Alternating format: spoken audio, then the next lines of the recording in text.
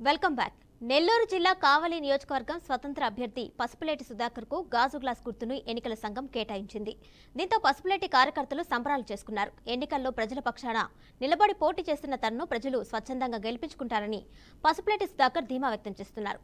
కావలి నియోజకవర్గంలో ఇద్దరు రెడ్లు కలిసి తనపై కుట్రలు పన్నుతున్నారని, ఎవరిని పన్నాగాలు పన్నినా గెలుపు తందే అని స్పష్టం చేశారు. ఇక కావలి నియోజకవర్గాన్ని కనకపట్నంగా మార్చుకుంటామని చెప్తున్న పసుపులేటి సుధాకర్ తో మా Nellore correspondent Muralikrishna face to face.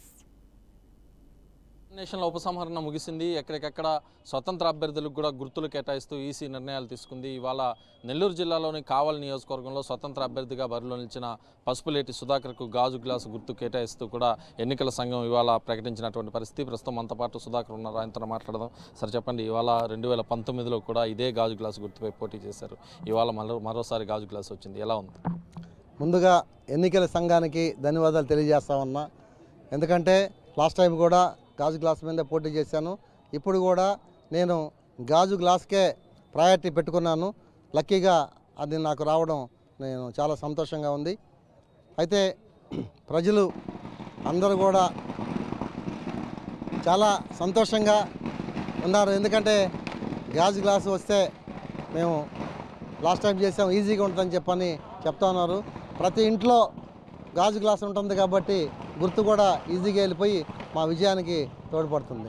అయితే ఇక్కడ ప్రధానంగా చూసుకుంటే కావల్లో వైసీపీ నుంచి ఒక రెడ్డి గారు, అదేవిధంగా టీడీపీ నుంచి ఒక రెడ్డి గారు బరిలో నిలిచినటువంటి నేపథ్యంలో బీసీగా మీరు ఏ విధంగా ముందుకెళ్తారు? టీడీపీ వాళ్ళు వైసీపీ ఓట్లను చీల్చేస్తున్నాడు, ఈయన మేము గెలిచేస్తామని చెప్పి అనుకుంటున్నారు. అలాగే వైసీపీ వాళ్ళు టీడీపీ ఓట్లను చీల్చేస్తున్నాడు, మేము గెలిచేస్తామని ఇద్దరు భ్రమలో బతుకుతూ ఉన్నారు. సరేలే, ఇంకెంత ఈ 10 రోజులే కదా వీళ్ళ భ్రమ వీడిపోతుందని చెప్పి నేను కూడా వాళ్ళనేమి మాట్లాడట్లేదు. ఎందుకంటే ఈరోజు వైసీపీ నుంచి 40 మంది 3వ వార్డులోని చేరికలు జరిగాయి. అట్లాగా ప్రతి వార్డులో నుంచి కూడా వైసీపీ వాళ్ళు, టీడీపీ వాళ్ళు ఇద్దరు కూడా నా దగ్గరికి వస్తూ ఉన్నారు. ఎందుకు వస్తున్నారంటే వీళ్ళిద్దరు కూడా అందరూ మా బీసీ, ఎస్సీ, మైనార్టీ మా జాతి నుంచి నిలబడ్డాడు, ఖచ్చితంగా జాతి కోసం ఒకసారి ఓటేయాలని చెప్పని ప్రజలందరూ కూడా నిర్ణయించుకొని ఎక్కడికి వెళ్ళినా, ఏ వార్డులోకి వెళ్ళినా, ఏ గ్రామంలోకి వెళ్ళినా, ఏ మండలంలోకి వెళ్ళినా ప్రజలు బ్రహ్మరథం పడతా ఉన్నారు. ఎందుకంటే లేక మన బీసీల్లో నుంచి స్వతంత్ర అభ్యర్థిగా ఇంత ధైర్య సాహసాలతోటి ఇద్దరు రెడ్ల మీద పోటీగా నిలబడి ఎంతో ధైర్యంగా నిలబడ్డాడు. మనం అందరం కూడా ఓటుతోటి ఆయనకి ధైర్యాన్ని ఇవ్వాలి, ఆయన గెలిపించాలని చెప్పని ప్రజలందరూ కూడా నాకు వెనక నుంచి ఎన్నుదండగా ఉండి, బీసీ అంటే బ్యాక్వర్డ్ క్యాస్ట్ కాదు, బీసీ అంటే బ్యాక్ బోను, మేమందరం నీ బ్యాక్ బోన్ లాగా నిలబడ్డాము కాబట్టి నువ్వు ధైర్యంగా ఉండని చెప్పని ప్రజలందరూ కూడా నన్ను ముందుకి తీసుకెళ్తా ఉన్నారు. అందరికి కూడా నేను ధన్యవాదాలు తెలియజేస్తా ఉన్నాను. అయితే ప్రధానంగా నామినేషన్ల దాకా కూడా పసుపులేటి సుధాకర్ ఉండరు, నామినేషన్లను విత్డ్రా చేసుకుంటారు, వెళ్ళిపోతారు. ఆయన మీద అనేక కేసులు ఉన్నాయని చెప్పి అటు వైసీపీ, టీడీపీలు కూడా ఆరోపిస్తున్నటువంటి పరిస్థితుల నేపథ్యంలో మీరు ఏం చెప్పబోతున్నారు?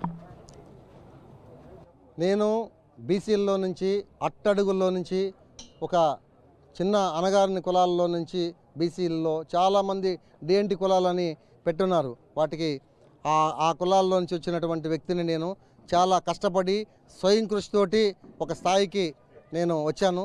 అలాగే వీళ్ళలాగా నేను బ్యాంకులు లూటీ చేయలేదు. లూటీ అంటే ఐపీఎల్ పెట్టలేదు, అప్పులు తీసుకొని ఐపీఎల్ పెట్టలేదు. అలాగే కాంట్రాక్టులు తీసుకొని అధికారాన్ని అడ్డం పెట్టుకొని రెడ్డి అనే ఒక అహంకారం పెట్టుకొని అట్లా మోసాలు చేసుకుంటూ ఎదగలేదు. నేను కష్టపడి స్వయం కృషితో ఎదిగా నేను. కాబట్టి నా మీద మీలాంటి వాళ్ళు, ఇలాంటి వాళ్ళు ఎదగనీకూడదనే ఒక ఉద్దేశంతో రాజకీయాల్లోకి వచ్చిన తర్వాత నన్ను ఎన్నో రకాలుగా ఈ అగ్రవర్ణాలు నన్ను చాలా హింసకు గురి చేసినప్పటికీ నేను తట్టుకొని అగ్రవర్ణాలకి, అణగారిన వర్ణాలకి మధ్య ఈ కురుక్షేత్రంలో ఏ రోజైనా నేను గెలుస్తానని ఎంతో కురుక్షేత్రాన్ని నేను చేసుకుంటా వస్తూ ఉన్నాను. ప్రజలు దగ్గరికి వచ్చేసింది, మా విజయం కూడా చాలా దగ్గరగా ఉంది అని చెప్పని తెలియజేస్తా ఉన్నాను. ఏదో కేసులు భారీగా మీ మీద ఉన్నాయని ప్రచారం చేస్తున్న పరిస్థితులు ఉన్నాయి. మరోవైపు అనేక మంది కూడా మీకు రాష్ట్ర వ్యాప్తంగా పక్క రాష్ట్రాల నుంచి కూడా ఫోన్ చేసి విత్డ్రాల్ చేసుకోమన్నారు అని చెప్పి ప్రచారాలు వస్తున్నాయి. ఏది నిజమంటారు? కేసులు ఉన్నాయని వీళ్ళు ఏదో దొంగను పట్టుకున్నట్టు ఎత్తుక్కొని రాలేదు. నేనే అఫిడవిట్లో ఉన్న అటువంటి కేసులు ప్రజా పోరాటంలో ప్రజల్లో చిన్న చిన్న ఉంటాయి. అవి అన్నీ కూడా అఫిడవిట్లు నేనే కాదు, రాజకీయాల్లో ఉన్న ప్రతి ఒక్కరి మీద నరేంద్ర మోడీ గారి మీద కేసులు ఉన్నాయి, లేకపోతే రాహుల్ గాంధీ గారి మీద కేసులు ఉన్నాయి, అక్కడ రేవంత్ రెడ్డి గారి మీద కేసులు ఉన్నాయి, లేకపోతే కేసీఆర్ మీద కేసులు ఉన్నాయి. పొలిటీషియన్ కేసులు లేని పొలిటీషియన్ అసలు లేరు ఎవరు కూడా.